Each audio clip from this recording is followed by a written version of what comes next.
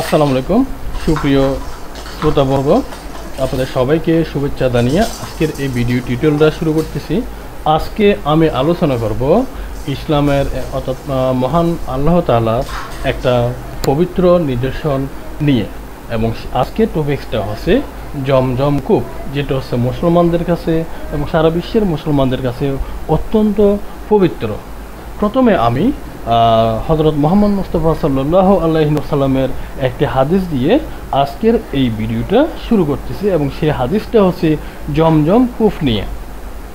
রাসূলুল্লাহ সাল্লাল্লাহু আলাইহি ওয়াসাল্লাম বলেছেন, জমজমের পানি যে নিয়তে পান করবে তো তার সে নিয়ত পূরণ হবে। যদি তুমি এই পানি রোগ মুক্তির জন্য পান করো তাহলে আল্লাহ তোমাকে আরোগ্য দান করিবেন। যদি তুমি পিপাসা মেটানোর জন্য পান করো তাহলে আল্লাহ তোমাকে পিপাসা দূর করাবেন। যদি তুমি ক্ষুধা দূর করার উদ্দেশ্যে তা পান করো তাহলে আল্লাহ তোমার ক্ষুধা দূর করে তৃপ্তি দান করিবেন। এটি জিব্রাইল আলাইহিসসালাম এর পায়ের গোড়ালির আঘাতে হযরত ইসমাইল আলাইহিসসালাম এর পানীয় হিসেবে সৃষ্টি হয়েছিল। ইবনে মাজা আল আজরাকি। জমজম কূপ একটি কুদরতি কূপ, মক্কার মসজিদুল হারামের অভ্যন্তরে অবস্থিত একটি কূপ বিশেষ। এটি কাবা থেকে 20 মিটার অর্থাৎ 66 ফুট দূরে অবস্থিত। জমজম কূপের গভীরতা 140 ফুট।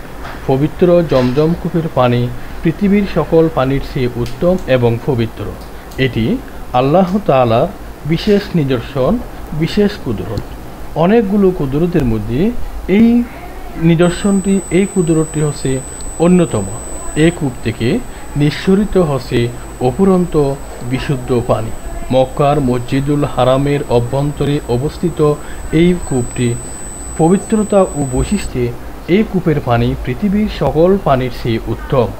কাবাগরের ফজিলতের সঙ্গে জমজম কূপের মাহাত্ম্য ওতপ্রোতভাবে জড়িত। কাবাগরের ইতিহাস ও জমজম কূপে একের সঙ্গে অন্যটি গুরুত্বপূর্ণভাবে জড়িত। ধর্মপ্রাণ মুসলমানেরা পবিত্র হজ কিংবা পবিত্র উমরা পালন করার সময় এই কূপ থেকে পানি নিয়ে ইসলাম ধর্মে এই কূপের পানির বিশেষ গুরুত্ব রয়েছে। আসুন আমরা জেনে নিই জমজম কূপের সঠিক ইতিহাস। আমরা সবাই হযরত ইব্রাহিম আলাইহিস সালামের ঘটনা জানি, এবং তার প্রথম স্ত্রী ছিলেন বিবি সারা। তো আমরা এও জানি ইসলামের ইতিহাস থেকে বিবি সারার কোনো সন্তানাদি ছিল না। একটি সন্তানের জন্য তার আকুতিও কম ছিল না, কারণ আমরা জানি প্রত্যেক নারী চাই তার মাতৃত্বের স্বাদ অনুভব করতে। খোদা আল্লাহ তাআলা ইব্রাহিমের মাধ্যমে একটি জাতি গড়ে তুলবেন জানিয়েছিলেন। এ কারণে সারা ইব্রাহিম আলাইহিসসালামকে প্রলুব্ধ করেছিলেন তার দাসী হযরত হাজেরা আলাইহিসসালামকে বিবাহ করতে। অতঃপর সারার ফিরাফিরিতে সারার অনুরোধে হযরত হাজেরা আলাইহিসসালামকে হযরত ইব্রাহিম আলাইহিসসালাম বিবাহ করিলেন, এবং আল্লাহ তাআলার কাছে এই বলে প্রার্থনা করিলেন যে, হে আমার পরওয়ারদিগার, আমাকে একটি সৎ পুত্র দান করো। সুতরাং আল্লাহ তাকে একটি সহনশীল পুত্রের সুসংবাদ দিলেন। হযরত হাজেরা গর্ভবতী হলেন। যখন সে বুঝতে পারলেন যে তিনি গর্ভবতী, তখন আনন্দে এমন আত্মহারা হয়ে পড়িল যে মণিপত্নী সারা তার কাছে অবজ্ঞার পাত্রে পরিণত হলেন। যেটা সাধারণত প্রত্যেক নারীর এই জিনিসটা থাকে যে তার সতীনের প্রতি তার একটা আক্রোশ থেকে যায়, যেটার ক্ষেত্রে হযরত সারাও কোনো অংশে কম ছিলেন না। তবে এই সবগুলো হচ্ছে মহান আল্লাহ তাআলার লীলা খেলা। যাই হোক, তিনি যখন গর্ভবতী হলেন এই শুভ সংবাদে যে সারা ক্রুদ্ধ হয়ে হযরত ইব্রাহিম আলাইহিসসালামের নিকট অভিযোগ করিলেন। ইব্রাহিম আলাইহিসসালাম সারাকে বলিলেন, সে তোমার দাসী, সুতরাং তোমার যা ভালো মনে হয় তার প্রতি তুমি তাই করো। ইব্রাহিম আলাইহিসসালামের 86 বছর বয়সের সময় হযরত হাজেরা আলাইহিসসালাম একটি পুত্র সন্তান প্রসব করলেন। তার নাম রাখলেন ইসমাইল আলাইহিস সালাম। ইতিমধ্যে সারা ও হাজেরার মধ্যে অসন্তোষ আরও বৃদ্ধি হলো, অর্থাৎ হযরত হাজেরা আলাইহিস ওয়াসাল্লাম যখন একটি পুত্র সন্তান প্রসব করলেন, তখন সারা তার প্রতি অর্থাৎ হযরত হাজেরা আলাইহিস সালামের প্রতি তার ক্ষোভ, তার আক্রোশ, রাগ, হিংসা ইত্যাদি বৃদ্ধি পেতে লাগলো। ক্ষুব্ধ সারা আর সহ্য করতে পারিতেছিলেন না। তিনি হযরত ইব্রাহিম আলাইহিস সালামকে বলিলেন যে সন্তান সহ হযরত হাজেরা আলাইহিস সালামকে মরুভূমিতে নির্বাসন দাও, তাহাকে মরুভূমিতে রেখে আসো। হযরত ইব্রাহিম আলাইহিস সালাম পড়ে গেলেন এক মহা সমস্যায় এবং সে দুশ্চিন্তায় রইলেন। দাসীর প্রতি অর্থাৎ হযরত হাজেরা আলাইহিস সালাম এর প্রতি সে কোন সিদ্ধান্ত নিবে, সে কি করবে সেটা বুঝতে পারছিলেন না। এখন সে আবার অর্থাৎ হযরত ইব্রাহিম আলাইহিস সালাম সারাকেও ফেলতে পারতেছিলেন না, অর্থাৎ তার কথাকেও তিনি অগ্রাহ্য করতে পারতেছেন না। সর্বোপরি তিনি নিজেই ইতিপূর্বে এই অধিকার প্রয়োগের ব্যাপারে সারাকে সমর্থন করেছিলেন, কিন্তু এখন হযরত হাজেরা আলাইহিস সালামকে নির্বাসন দেওয়ার কথা যখন বলিলেন, তখন তিনি এই বিষয়ে এই ব্যাপারে গড়িমসি করিতে লাগিলেন। এই সময় হযরত ইব্রাহিম আলাইহিস সালাম তাকে সারার কথা মতো কাজ করিতে বলল। সে বলল, তাদেরকে নির্বাসন দাও, আল্লাহ তোমার এই সন্তানের মধ্য দিয়ে একটি জাতি গড়ে তুলবেন। ইব্রাহিম আলাইহিস সালাম তার সন্তান ও স্ত্রীকে অর্থাৎ হযরত হাজেরা আলাইহিস সালামকে নির্বাসনের প্রস্তুতি নিলেন। তারপর এক সকালে কিছু খাদ্য ও পানীয় সহ তাদেরকে নিয়ে রওনা হলেন। চারিদিকে ধু ধু মরুভূমি, এক স্থানে কিছু গাছপালা দেখতে পেয়ে হযরত ইব্রাহিম আলাইহিস সালাম হযরত হাজেরা আলাইহিস সালাম ও সন্তানকে অর্থাৎ হযরত ইসমাইল আলাইহিস সালামকে সেখানে নির্বাসনের ইচ্ছা পোষণ করলেন, কিন্তু হযরত ইব্রাহিম আলাইহিস সালাম তাহাকে বলিলেন যে তাদেরকে নির্বাসন দেওয়ার স্থান এটা নয়। সুতরাং ইব্রাহিম আলাইহিস সালাম তার স্ত্রী হযরত হাজেরা আলাইহিস সালাম এবং তার শিশুপুত্র হযরত ইসমাইল আলাইহিস সালামকে নিয়ে পথ চলতে লাগলেন। চলতে চলতে যখন শুষ্ক পাহাড় ও উত্তপ্ত বালুকাময় প্রান্তরে এসে পড়ল, তখন হযরত জিবরাইল আলাইহিস সালাম তাদেরকে সেখানে থামার ইঙ্গিত দিলেন। হযরত ইব্রাহিম আলাইহিস সালাম তখন হযরত হাজেরা আলাইহিস ওয়াসাল্লামকে বলিলেন যে আল্লাহর নির্দেশ মতো নির্দেশিত স্থানে আমি চলে এসেছি, এখন তোমাদেরকে এখানে রেখে আমি চলে যাচ্ছি। হযরত হাজেরা আলাইহিস সালাম জিজ্ঞেস করিলেন, এই মরুভূমিতে আমাদেরকে কার কাছে তুমি রেখে যাচ্ছ? ইব্রাহিম আলাইহিস সালাম জবাব দিলেন যে আল্লাহর তত্ত্বাবধানে। তখন হযরত হাজেরা আলাইহিস সালাম বলিলেন, তাহলে তুমি আমাদের জন্য চিন্তা করো না, আল্লাহ নিশ্চয় আমাদের ধ্বংস হতে দেবে না। হযরত ইব্রাহিম আলাইহিস সালাম যখন সিরিয়া থেকে মক্কায় পৌঁছেন, তখন বিবি হাজেরা আলাইহিস সালাম এবং দুধের শিশু হযরত ইসমাইল আলাইহিস সালামকে মক্কার মরুভূমিতে রেখে সিরিয়া প্রত্যাবর্তনের উদ্যোগ নিয়েছিলেন। তখন একটি মাত্র মস্কে কিছু পানি এবং একটি থলের মধ্যে কিছু খেজুর নিয়ে খেজুর তাদের কাছে রেখে গিয়েছিলেন। হযরত হাজেরা আলাইহিস সালাম কয়েকদিন পর্যন্ত সে পানি ও খেজুর খেলেন এবং নিজের কলিজার টুকরা শিশুপুত্র হযরত ইসমাইল আলাইহিস সালামকে তার দুগ্ধ পান করালেন। হযরত ইব্রাহিম আলাইহিস সালাম চলে যাওয়ার পর হযরত হাজেরা আলাইহিস সালাম দুগ্ধপুষ্য শিশু হযরত ইসমাইল আলাইহিস সালামকে নিয়ে জনমানবহীন প্রান্তরে দিনাতিপাত করিতে লাগিল।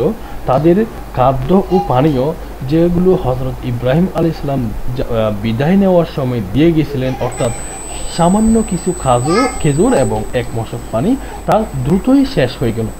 পিপাসায় ছাতি পেটে যাচ্ছে তাহাদের। সন্তানকে উন্মুক্ত প্রান্তরে দৃষ্টির সম্মুখে সাহিত্য রেখে পানির খোঁজে হযরত হাজেরা আলাইহিস সালাম দিক বিদিক ছোটাছুটি করিতে লাগিলেন। আশেপাশে পানি নেই বুঝিতে পারে সে কোন পথিক বা নিকটস্থ কোনো জনপদের সন্ধান পায় কিনা, এই উদ্দেশ্যে সাফা ও মারোয়া পর্বতদ্বয়ের একটিতে উঠল। তারপর অতীব আগ্রহ নিয়ে অতি কৌশলে সেই চারিদিকে সে দৃষ্টি নিক্ষেপ করিতে লাগিলেন, শুধুমাত্র তাহার পুত্র সন্তান দুগ্ধপুষ্য শিশুর জন্য যে একটি পানির সন্ধানে। চারিদিকে ধো ধো বালু, কোথাও কোনো জনপদের চিহ্ন নেই, কোনো প্রতিকূল দৃষ্টিগোচর হয় না। তিনি হতাশ হলেন না। তিনি ভাবলেন, নিশ্চয় অপর পাহাড় থেকে দৃষ্টি দিলে কোনো না কোনো প্রতীকের দেখা মিলবে। এদিকে পিপাসায় ছাতি পেটে যাচ্ছে তার উপর তীব্র লু হাওয়া। অতি কষ্টে সে অপর পাহাড়ে উঠিল। তারপর চূড়া থেকে আশেপাশে এবং দূরের মনোযোগের সাথে দৃষ্টি ফেলিল, কিন্তু আগের মতোই চারিদিকে ধু ধু বালি। তার নজরে এলো, কোনো প্রতীকের দেখা মিলল না, কোনো জনপদের দেখা মিলল না। সে পানিও কোথাও খুঁজে পেল না। কিন্তু সে দমে গেল না। সে ভাবল, প্রথম পাহাড়ে এবার উঠলে নিশ্চয়ই কারো দেখা মিলবে। এভাবে সাফা ও মারোয়া পাহাড়ে সে 7 বার ওঠানামা করল, যতক্ষণ না সন্ধ্যা হয়ে এলো এবং দূরের আর কিছু দৃষ্টিগোচর এলো না। আমরা জানি, আমরা যখন মুসলমানেরা হাজি সাহেবরা কিংবা যারা উমরা করতে যায় তারা জানে, বিশেষ করে যারা হাজ করতে যান তাদেরকে অবশ্যই এই স্মৃতিকে ধরে রাখার জন্য সাফা এবং মারোয়া পাহাড়ে 7 বার আসা যাওয়া করতে হয়, উঠানামা করতে হয়। এখানে একথা উল্লেখ করা প্রয়োজন যে হাজেরার সাফা ও মারোয়া পর্বতদ্বয়ে 7 বার ওঠানামার কারণেই হজের সময় এই পর্বতদ্বয়ের মাঝে 7 বার দৌড়ার একটি বিধিতে পরিণত হয়েছে, যেটা আমি কিছুক্ষণ আগে আলোচনা করেছিলাম। নিঃসন্দেহে সাফা ও মারোয়া আল্লাহর নিদর্শনগুলোর অন্যতম। সুতরাং যারা কাবা গৃহে হজ বা উমরা পালন করে তাদের পক্ষে এ দুটিতে প্রদক্ষিণ করিতে দোষ নেই, বরং কেউ যদি স্বেচ্ছায় কিছু নেকির কাজ করে তবে তা অবশ্যই অবগত হবেন এবং তার সে আমলের সঠিক মূল্য দেবেন। 2:158 সন্ধ্যা হয়ে এসেছিল। মাতা হাজরা আলাইহিসসালাম ভাবল, এখন তার সন্তানের কাছে ফিরে যাওয়া দরকার। তার বুকে যতটুকু দুগ্ধ রয়েছে তা দিয়ে যতক্ষণ সম্ভব, যেভাবে সম্ভব সে তার সন্তানকে বাঁচিয়ে রাখার চেষ্টা করবে। এই অসহায় অবস্থায় হজরত হাজেরা আলাইহিসসালাম দুহাত আকাশের দিকে বাড়িয়ে দিয়ে আল্লাহর কাছে আরজি জানালেন, হে আমাদের প্রতিপালক, আমরা তো মৃত্যুর দ্বারপ্রান্তে পৌঁছে গেছি। তুমি কি দেখছো না? আমাদেরকে সাহায্য করো, একান্ত যদি কোনো সাহায্য করতে চাও।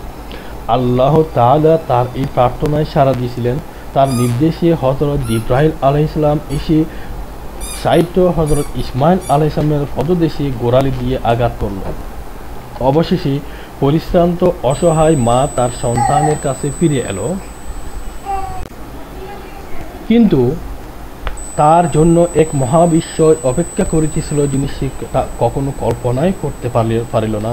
সে দেখতে পেল শিশু ইসমাইল আলাইহিস সালামের পাদদেশে একটি ফোয়ারার সৃষ্টি হয়েছে এবং পানির কিরধারা বয়ে চলেছে এবং তা ক্রমশ উথলে উঠেছে ও প্রবাহিত হতে যাচ্ছে। হজরত বিবি হাজরা আলাইহিসসালাম তখন আনন্দে অত্যন্ত আনন্দিত হলেন এবং চারিদিকে পার বেঁধে পানি থামানোর চেষ্টা করিলেন। তিনি পানিকে থামার নির্দেশ দিয়ে উচ্চস্বরে বলেছিলেন, ঝমঝম, অর্থাৎ থেমে দাও। হজরত হাজরা আলাইহিসসালামের উচ্চারিত সে শব্দেই পৃথিবীর সবচেয়ে পবিত্র এই কূপের নাম হয়ে যায় ঝমঝম।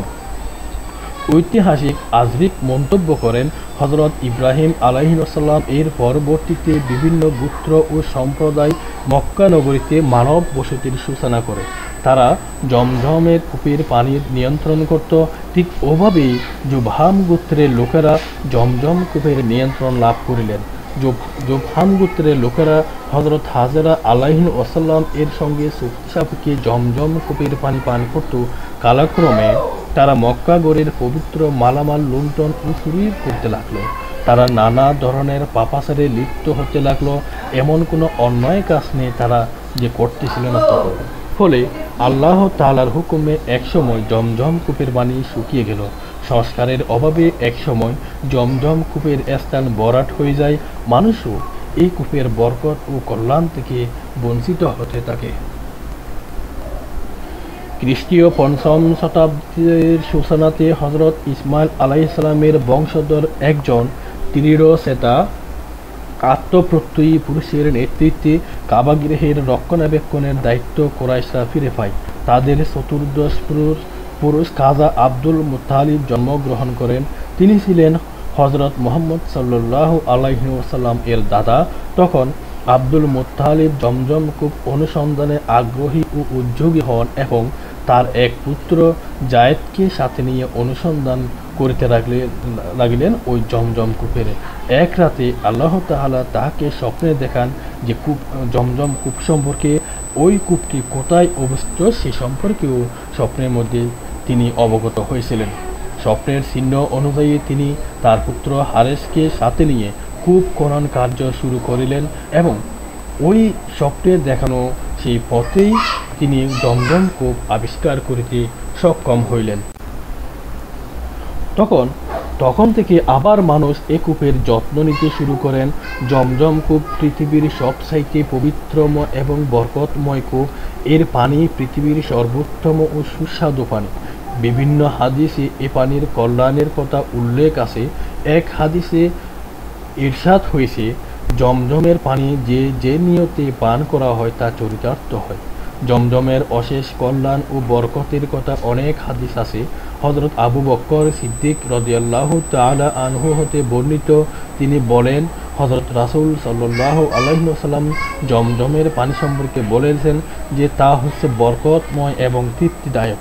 হযরত আব্দুল্লাহ ইবনে আব্বাস বলেন, রাসূলুল্লাহ সাল্লাল্লাহু আলাইহি ওয়াসাল্লাম বলেছেন, পৃথিবীর সর্বোত্তম পানি হচ্ছে জমজমের পানি। রাসূল সাল্লাল্লাহু আলাইহি ওয়াসাল্লাম নিজ হাতে পানি উত্তোলন করিতেন এবং পান করিতেন। জমজমের পানি শুধু তৃষ্ণায় নিবারণ করে না, এর মধ্যে ক্ষুধাও নিবারণের যোগ্যতা রয়েছে। এই পানি মানুষের শরীরে স্বস্তি ও প্রবৃদ্ধি করে এবং মানুষের খাবার দাবার হজমেও সহায়তা করে। ইহা ছাড়াও জমজমের পানির বাহ্যিক বিভিন্ন ধরনের বৈশিষ্ট্য পরিলক্ষিত হয়। এই বিভিন্ন ধরনের বৈজ্ঞানিক গবেষণায় প্রমাণিত হয়েছে এই পানি হচ্ছে সম্পূর্ণ জীবাণুমুক্ত। জমজম কূপের আরও একটি অসাধারণ বৈশিষ্ট্য হচ্ছে এই থেকে লাখ লাখ লিটার পানি উত্তোলন করতেছে, এরপরও এর পানির কখনো স্বল্পতা দেখা যায় না এবং কিয়ামত পর্যন্ত কখনো স্বল্পতা দেখা যাবে না। মহানবী হযরত মুহাম্মদ সাল্লাল্লাহু আলাইহি ওয়াসাল্লাম এবং সাহাবাদের স্মৃতিধন্য এই পানির প্রতি সব মুসলমানের অকৃত্রিম আকর্ষণ রয়েছে। হজ বা উমরা কিংবা অন্য যে কোনো প্রয়োজনে কেউ মক্কায় যাবে অথচ জমজমের পানি পান করিবে না, তাহা কেউ কল্পনাও করতে পারে না। তারা নিজেরা তো এই পানি ওখানে দাঁড়িয়ে পান করেন, আবার সাথে করে যেভাবে পারে বোতলে হোক বা অন্য যে কোনো উপায়ে হোক প্রত্যেক মুসলমান তার আত্মীয় স্বজনের জন্য, তার পাড়া প্রতিবেশীর জন্য ওই জমজমের পানি নিয়ে যায়। মাসের পর মাস, বছরের পর বছর জমজমের পানি নানাভাবে দূর দূরান্তে মুসল্লিরা নিয়ে যাচ্ছে। কোনো সংরক্ষণ ব্যবস্থা ছাড়াই এই পানি মাসের পর মাস স্বাদে, গন্ধে ও বর্ণে অটুট রয়েছে। পৃথিবীর দূরতম প্রান্তেও এ পানি পৌঁছে যাচ্ছে বিশুদ্ধ অবস্থায়। বর্তমানে সৌদি সরকার এ পানি ব্যবস্থাপনায় গুরুত্বপূর্ণ ভূমিকা পালন করছে। মক্কাতেও আর কয়েকটি কূপ আছে, কিন্তু তার কোনোটি জমজমের মতো নয়। তেমন বেশি পানীয় সরবরাহ করতে পারে না সেগুলো। এমনকি পৃথিবীর অন্য সব জায়গায় যেসব কূপ আছে সেগুলো কয়েক বছর পর শেওলা জমে যায়, অথচ জমজম কূপে কখনো শেওলা জন্মে না, এখানে পানির স্বাদও নষ্ট হয় না। এক পর্যায়ে সেগুলো আর ব্যবহারের উপযোগী থাকে না, অর্থাৎ জমজমের কূপ ব্যতীত অন্য যে কূপগুলো রয়েছে সেগুলো কোনো না কোনো সময় ব্যবহারের অনুপযোগী হয়ে গেলে আমরা সাধারণত বোতলে যখন পানি রাখি সেই পানিটা 2 দিনের পর আর সাধারণত কেউ পান করে না, অথচ জমজমের পানি বোতলে মাসের পর মাস রাখলেও এগুলোর স্বাদ, গন্ধ কোনো কিছুর কোনো কমতি হবে না। জমজম পানি প্রতিনিয়ত পানিই থাকছে, জমজমে পানিই থাকছে। হজের সময় প্রায় লাখ লাখ হাদির পানির যোগান দিয়ে যায় এই জমজম। কখনো তার পানিতে কোনো ধরনের পরিবর্তন হয়নি। বিভিন্ন উৎস থেকে ধারণা করা হয়ে থাকে জমজমের উৎস হয়েছিল এখন থেকে প্রায় 5000 বছর আগে। এই হিসাবের ভিত্তি হলো হযরত ইব্রাহিম আলাইহিসসালাম ও হযরত মুসা আলাইহিসসালাম এর মধ্যকার সময়ের পার্থক্য হচ্ছে 1000 বছর। হযরত মুসা আলাইহিসসালাম এবং হযরত ঈসা আলাইহিসসালামের সময়ের পার্থক্য হচ্ছে প্রায় 1900 বছর। হযরত ঈসা আলাইহিসসালাম এবং সর্বশ্রেষ্ঠ ও সর্বশেষ নবী রাহমাতুল আলামিন হযরত মুহাম্মদ সাল্লাল্লাহু আলাইহি ওয়াসাল্লামের এই সময়ের পার্থক্য হচ্ছে 569 বছর। তাই বলা যায় হজরত ইব্রাহিম আলাইহিসসালাম ও হজরত মুহাম্মদ মুস্তাফা সাল্লাল্লাহু আলাইহি ওয়াসাল্লামের মধ্যকার সময় হচ্ছে 3469 বছর। কেউ যদি আল্লাহর কুদরত দেখতে চায় তাদের জন্য এটি হতে পারে অন্যতম একটি কুদরত, অন্যতম একটি নিদর্শন। ইসলামের ইতিহাস পর্যালোচনা করলে জানতে পারি এ কূপের ছিল দুটি জলাধার, একটি হচ্ছে খাওয়ার জন্য এবং অপরটি হচ্ছে ওযু করার জন্য। প্রথম পর্যায়ে এটি পাথর দ্বারা ঘেরা একটি কূপ ছিল।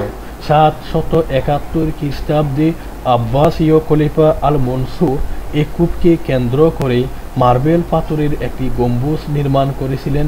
775 খ্রিস্টাব্দে খলিফা আল মাহদি জমজম কূপের পুনরায় সংস্কার করেন। তিনি সেগুন কাঠ দিয়ে একটি গম্বুজ নির্মাণ করেন, যেটি মোজাইক করা অংশ আবৃত করেছিল।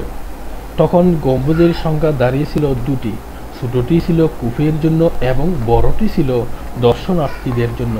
835 খ্রিস্টাব্দে খলিফা আল মুতাসিমের সময়ে গম্বুজটি মার্বেল পাথর দিয়ে নির্মাণ করা হয়। জমজম কূপকে আধুনিকায়ন করা হয় 1915 সালে অটোমান সুলতান আব্দুল হামিদের সময়ে। তিনি এ কূপের কাছে থেকে সব বাড়িকে সরিয়ে তাওয়াফ করার স্থানের বাইরে নিয়ে যান। বর্তমানে এ কূপের পানি ঝর্ণার সাহায্যে মসজিদের পশ্চিম অংশে স্প্রে করা হয়। প্রথম দিকে এ কূপ থেকে পানি তোলা হতো দড়ি বা বালতির সাহায্যে। বর্তমানে এ কূপের একটি নিজস্ব ঘর আছে, সেখানে থেকে বৈদ্যুতিক পাম্পের সাহায্যে কূপ থেকে পানি তুলে মসজিদ আল হারামের তাওয়াফ করার সমগ্র এলাকায় বিতরণ করা হয়। কূপের উপরের অর্ধেক উপত্যকার পলল বালুকাময়, সব উপরের 1 মিটার কংক্রিটের এবং নিচের অংশ শিলা দ্বারা তৈরি। বাদশাহ আব্দুল আজিজ বিন সাউদ জমজমের পূর্ব ও দক্ষিণে পানি পান করানোর জন্য দুটি স্থান নির্মাণ করেছিলেন। দক্ষিণ দিকে 6টি এবং পূর্ব দিকে 3টি ট্যাপ লাগানো হয়। বর্তমানে কাবা ঘরের 21 মিটার দূরে অবস্থিত এই কূপটি থেকে 20 লক্ষাধিক ব্যারেল পানি উত্তোলিত হয়। এই কূপটি বর্তমানে আন্ডারগ্রাউন্ডে রয়েছে। এই কূপের পানি বন্টনের জন্য 1403 হিজরিতে সৌদি বাদশাহের এক রাজকীয় ফরমান অনুযায়ী হজ মন্ত্রণালয়ের সরাসরি তত্ত্বাবধানে ইউনিফাইড জামা দপ্তর গঠিত হয়। এই দপ্তরে একজন প্রেসিডেন্ট ও একজন ভাইস প্রেসিডেন্ট সহ মোট 11 জন সদস্য ও 5 শতাধিক শ্রমিক ও কর্মচারী নিয়োজিত আছেন। 1971 সালে একজন মিশরীয় ডাক্তার ইউরোপীয় একটি পত্রিকায় লিখেছিলেন, জমজমের পানি মানুষের স্বাস্থ্য উপযোগী নয়। তার যুক্তি ছিল, কাবা শরীফে অবস্থিত জমজম কূপটি মক্কা শহরের কেন্দ্রে ও সমুদ্র সমতল থেকে নিচে অবস্থিত, ফলে শহরের সব ময়লা পানি কূপের দিকে ধাবিত হয়। এতে কূপের পানি বিশুদ্ধ থাকতে পারে না। বাদশাহ ফয়সাল সংবাদটি জেনে সৌদি কৃষি ও পানি সম্পদ মন্ত্রণালয়কে জমজমের পানির বিশুদ্ধতা পরীক্ষা নিরীক্ষা করা ও এর নমুনা ইউরোপীয় ল্যাবরেটরিতে পাঠানোর নির্দেশ দেন। ওই মন্ত্রণালয়ে সমুদ্রের পানি থেকে পানিযোগ্য পানি উৎপাদন কাজে নিয়োজিত রসায়ন প্রকৌশলী তারেক হোসাইনকে এই ব্যাপারে তথ্য সংগ্রহের জন্য দায়িত্ব দেওয়া হয়েছিল। তিনি তার তদন্ত প্রতিবেদনে বর্ণনা করেছিলেন, জমজম কূপটি প্রায় 18 বাই 14 ফুট। একজন 5 ফুট 8 ইঞ্চি মানুষকে কূপে নামানো হলে তার কাঁধ পর্যন্ত ডুবে যায়। সম্পূর্ণ হাঁটলেও তার মাথা কখনো ডুবে যায়নি। কূপের মধ্যে কোনো পাইপ বা ছিদ্র নেই। আরও সুস্পষ্ট অনুসন্ধানের জন্য তিনি একটি শক্তিশালী পাম্পের সাহায্যে কূপের সব পানি দ্রুত সেচে ফেলার সিদ্ধান্ত নেন, কিন্তু প্রথমে কিছুই খুঁজে পাওয়া যায়নি। অবশেষে তিনি আবিষ্কার করেন যে সেচের ফলে কূপের পানি যখন কমে আসে তখন পায়ের নিচের বালু নাচতে থাকে। তিনি বিস্ময়ে অভিভূত হয়ে পড়েন। পায়ের নিচের বালু ছুঁয়ে পানি ওঠে। এরপর জমজমের নমুনা পরীক্ষার জন্য ইউরোপের গবেষণাগারে পাঠানো হয়েছিল পানি। মক্কা থেকে ফিরে আসার আগে তিনি স্থানীয় প্রশাসকের সাথে কথা বলেন, যারা বললেন মক্কার আশেপাশে কয়েকটি কূপ রয়েছে যেগুলোর বেশিরভাগই শুকনো, অন্যগুলো মাঝে মাঝে শুকিয়ে যায়, কিন্তু জমজম কূপ কখনো শুকায় নাই, কখনো শুকাবেও না।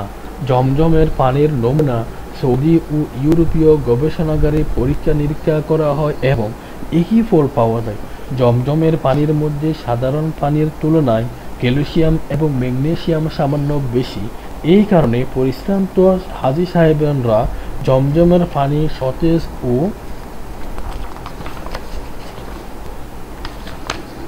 সঞ্জীব করে তোলে।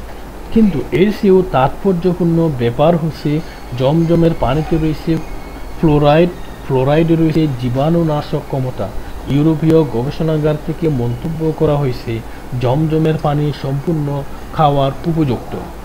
বিজ্ঞান এর সূচনালগ্নের অনেক পরে জমজমের পানি সম্পর্কে নতুন রহস্য প্রকাশ করছে এবং এটা কিভাবে গৌরবময় কোরআনের আয়াত দ্বারা প্রভাবিত হয়। আপনি জেনে আশ্চর্য হবেন যে আমরা সাম্প্রতিককালে তাবিজের ব্যবহারের মূল্য বুঝতে সমর্থ হয়েছি। এটাও বৈজ্ঞানিকভাবে প্রমাণিত হয়েছে যে পানিযোগ্য পানির উপরে যা পাঠ করা হয় তা দ্বারা কীভাবে প্রভাবিত হয়। জাপানের বিজ্ঞানী মাসারু ইমোটোর একটি অনন্য অভিজ্ঞতা হয়েছিল এই বিষয়ে। তিনি বলেছিলেন যে তিনি একটি বইতে পড়েছেন যে আকাশ থেকে পড়া তুষার কণা হচ্ছে অনন্য। তিনি বলেছেন যে তার বৈজ্ঞানিক অনুভূতি তাকে বলেছিল এটা সত্য হতে পারে না। তুষার কণার জ্যামিতিক আকারের রাসায়নিক গঠন দ্বারা নির্ধারিত হয়। পানির গঠন সুপরিচিত, দুইটি হাইড্রোজেন পরমাণু ও একটি অক্সিজেন পরমাণু দ্বারা ইহা গঠিত হয়। তাই আকাশ থেকে পড়া তুষার কণাগুলো থেকে একে অন্যের থেকে আলাদা কিভাবে হবে। তিনি বলেছিলেন আমি দৃঢ় মানসিকতাবদ্ধ ছিলাম এই জন্য যে এই তত্ত্বকে ভুল প্রমাণিত করেই ছাড়ব। তিনি একটি গবেষণাগার তৈরি করেছিলেন এই বিষয়ে, যাতে একটি রেগুলেটর সহ একটি ডিপ ফ্রিজার ছিল। যেহেতু কোনো তরল পদার্থ যদি হঠাৎ করে জমাটবদ্ধ করা হয় তাহলে একটি জ্যামিতিক আকার গ্রহণ করতে পারে না। জমাট বাঁধা অবশ্যই ধীরে ধীরে হতে হবে যাতে করে পরমাণুগুলো বিধাতা দ্বারা নির্ধারিত আকারে স্ফটিকায়ন হবার সুযোগ লাভ করে। একটি রেগুলেটর সহ একটি ডিপ ফ্রিজার ছিল। -7 ডিগ্রি সেলসিয়াস তাপমাত্রায় একটি ঠান্ডা কক্ষ এবং ক্যামেরা দ্বারা সুসজ্জিত কতগুলো অণুবীক্ষণ যন্ত্র ছিল যাতে করে তুষার কণা গলে যাওয়ার আগে এগুলোর আলোকচিত্র গ্রহণ করা যায়। বিজ্ঞানীরা এই কক্ষে গরম কাপড় পরে কাজ শুরু করে। তিনি বলেছিলেন আমি গবেষণাগারে 2টি নলের থেকে নমুনা নিয়েছিলাম। আমি এদেরকে জমাট করি এবং প্রতিটি নমুনা আমাকে একটি আলাদা তুষার কণা দিয়েছিল। নমুনাগুলি 2টি আলাদা কূপের থেকে, 2টি আলাদা নদীর থেকে, 2টি আলাদা হ্রদের থেকে গ্রহণ করেছিলাম। আমি পাগল হয়ে গেছিলাম এবং ভেবেছিলাম যে এটি তো একটি জাদু মন্ত্র। টোকিও বিশ্ববিদ্যালয়ে অধ্যয়নরত একজন সৌদি ছাত্রের সঙ্গে হঠাৎ তার দেখা এবং তাকে জিজ্ঞাসা করে কি ভুল হয়েছে। মাসারু তাকে তার সমস্যা সম্পর্কে বললেন। ছাত্রটি তাকে বলে যে আমাদের আল্লাহ তাআলা কর্তৃক রহমতপুষ্ট পানি আছে যাকে জমজমের পানি বলে। আমি আপনাকে এই পানির একটি নমুনা দেব যাতে করে আপনি এর উপর পরীক্ষা চালাতে পারেন। জমজমের পানি জাদুমন্ত্র বা জিন দ্বারা প্রভাবিত হয় না, তাই এটা ব্যবহার করা হলে এটা সমগ্র তত্ত্ব প্রমাণ বা মিথ্যা সাব্যস্ত করবে। ইমোটু জমজমের পানির একটি নমুনা নিলেন এবং বললেন আমি এটাকে স্ফটিকায়ন করতে পারিনি, এমনকি পর্যন্ত পানিটিকে 1000 ভাগ পাতলা করার পরেও। অন্য কথায় তিনি 1 ঘন সেন্টিমিটারকে 1 লিটারে রূপান্তরিত করে চেষ্টা করেছিলেন কিন্তু সফল হন নাই। তিনি বলেন যে তিনি যখন পানিটি 1000 ভাগ পাতলা করেছিলেন এবং জমাটবদ্ধ করেন তিনি তখন একটি অনবদ্য আকারের স্ফটিক লাভ করেন। 2টি স্ফটিক গঠিত হয় একটি অপরটির উপরে, কিন্তু এগুলি একটি অনন্য আকার গ্রহণ করে। যখন তিনি তার মুসলিম সহকর্মীকে জিজ্ঞাসা করেন কেন 2টি স্ফটিক হলো, তিনি তাকে বলেন যে যেহেতু জমজম 2টি শব্দ দ্বারা গঠিত, জম এবং জম। মাসারু ইমোটো বললেন আমার মুসলিম সহকর্মীর পানির উপর কোরআন আয়াত পাঠ করার প্রস্তাব দেয়। সে একটি টেপ রেকর্ডার নিয়ে আসে এবং কতগুলি কোরআনের আয়াত বাজায় এবং আমরা সবচাইতে নিখুঁত আকৃতির স্ফটিক লাভ করি। তারপরে সে আল্লাহ তাআলার এর ৯৯টি নাম বাজায়।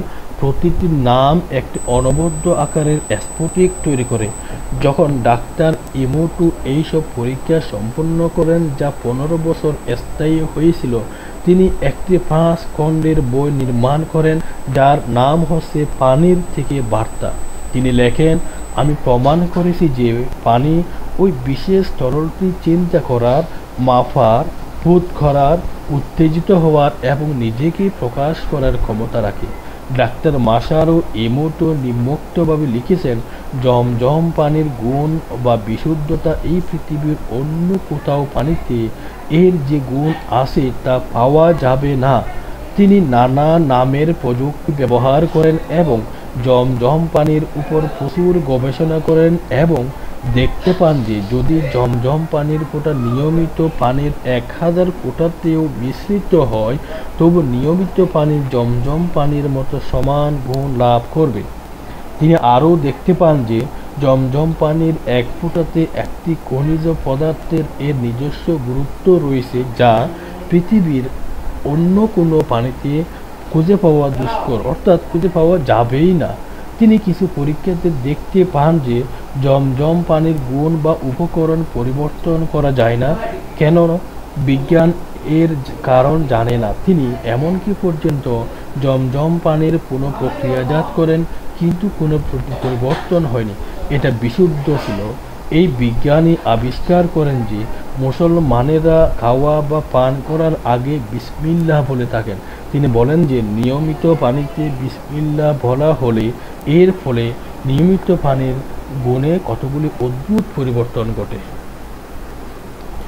এর ফলে এটা সর্বোত্তম পানি হয়। তিনি আরও দেখতে পান যে যদি নিয়মিত পানির উপর কোরআন পাঠ করা হয়, তাহলে এটা বিভিন্ন ব্যাধি চিকিৎসার জন্য ক্ষমতা লাভ করে। সুবহানাল্লাহ। নিশ্চয়ই আল্লাহর কুদরত। জমজম পানির পর্যায় ভূপৃষ্ঠের প্রায় ১০.৬ ফুট নিচে। এটা আল্লাহ তাআলার কুদরত যে জমজম ক্রমাগত প্রতি সেকেন্ডে ৮,০০০ লিটার হারে ২৪ ঘন্টার বেশি সময় যদি পাম্প করা হয়, তখন পানির ভূপৃষ্ঠের পর্যায় প্রায় ৪৪ ফুট নিচে নেমে যায়। কিন্তু যখন পাম্প করা বন্ধ করা হয়, তখন তা দ্রুত ১১ মিনিট পরে পরিপূর্ণ হয়ে যায়।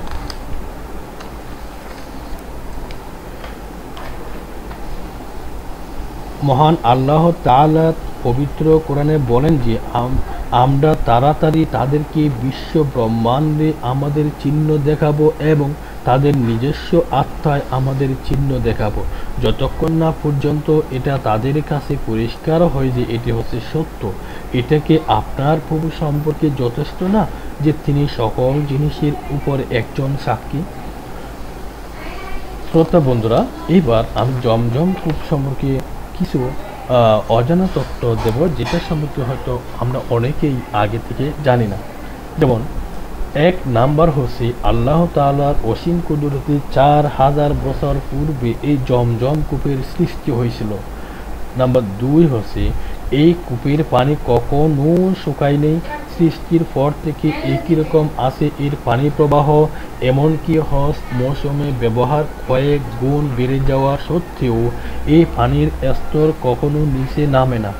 বাড়ি মোটরের সাহায্যে প্রতি সেকেন্ডে ৮,০০০ লিটার পানি উত্তোলন করার পরও পানি ঠিক সৃষ্টির সূচনাকালের ন্যায় রয়ে যায়। ১৯৬৮ সালে মক্কায় একবার বন্যা দেখা দিয়েছিল, পানি ৭ ফুট উপরে উঠেছিল। জমজম কূপেও ঢুকেছিল বন্যার পানি। তাই বন্যার পর নোংরা পানি জমজম কূপ থেকে সরিয়ে নেওয়ার সিদ্ধান্ত গৃহীত হয়েছিল। অত্যন্ত শক্তিশালী কয়েকটি মোটর পাম্প লাগানো হয়েছিল।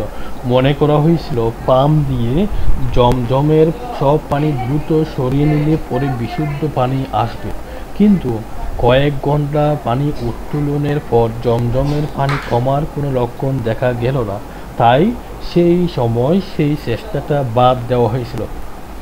নাম্বার ৩ হচ্ছে পানির স্বাদ কখনো পরিবর্তন হয়নি এবং সেখানে কোনো ধরনের ছত্রাক, কোনো ধরনের শৈবাল জন্মায়নি। সারাদিন পানি উত্তোলন শেষে ঠিক ১১ মিনিটের মাথায় আবার কূপটি পূর্ণ হয়ে যায়। ৫ নম্বর হচ্ছে এই কূপের পানি কখনো শুকায়নি, সৃষ্টির পর থেকে এরকমই রয়েছে, এর পানি প্রবাহ একই রয়েছে। হজের মৌসুমে কয়েক গুণ পানির চাহিদা বেড়ে যাওয়ার পরেও এই পানির স্তর নিচে নামে, কিন্তু তৎমুহূর্তে আবার পূর্ণ হয়ে যায়। নাম্বার 6, সৃষ্টির পর থেকে এর গুণাগুণ, স্বাদ এবং এর মধ্যে বিভিন্ন উপাদান একই পরিমাণে রয়েছে। আর এই কূপের পানির মধ্যে ক্যালসিয়াম ও ম্যাগনেসিয়াম সল্টের পরিমাণ অন্যান্য পানির থেকে বেশি। এই জন্য এই পানি শুধু পিপাসা মেটায় তা না, ক্ষুধাও নিবারণ করে। নাম্বার 9, এই পানিতে ফ্লোরাইডের পরিমাণ বেশি থাকার কারণে এতে কোনো জীবাণু জন্মায় না। নাম্বার 10 হচ্ছে জমজম কূপের পানি পান করলে একজন মানুষের সকল প্রকার ক্লান্তি দূর হয়ে যায়। জমজম কূপের পানি পান করার নিয়ম সম্পর্কে কয়েকটা বিষয় আলোকপাত করে আজকের এই ভিডিওটা আমি এখানে শেষ করব। জমজম পানি পান করার সময় আমাদের উচিত হবে নিয়ত করার, যে নিয়তে পানি পান করব তার নিয়তটা অবশ্যই সফল হবে।